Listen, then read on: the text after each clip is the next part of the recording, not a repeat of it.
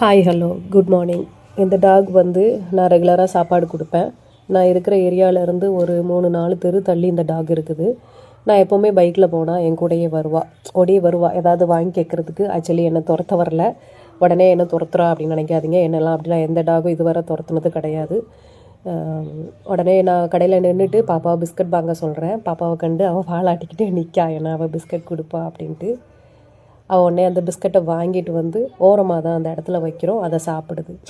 உங்கள்கிட்ட அது என்னங்க கேட்க போகுது? ஒரு நேரம் சாப்பாடு கேட்க போகுது.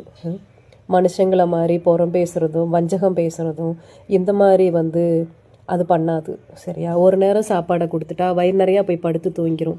கிட்டத்தட்ட நான் ஒரு 10 டாக் கிட்ட நான் என் ஏரியாவில் சாப்பாடு கொடுக்குறேன். ஒரு ஆளை இன்னும் வரை கடிச்சதில்லை, யாரையும் இது பண்ணதில்லை. சரியா?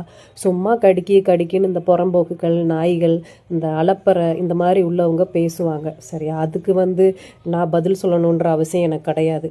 இதை பேசுகிறவங்களுக்கு இது பொருந்தும், அவ்வளோதான். நான் எல்லாரையும் சொல்லலை, நல்ல மனுஷங்களும் இருக்காங்க, ஐயோ பாவம் அப்படின்னு இறக்கப்படுற மனுஷங்களும் இருக்காங்க.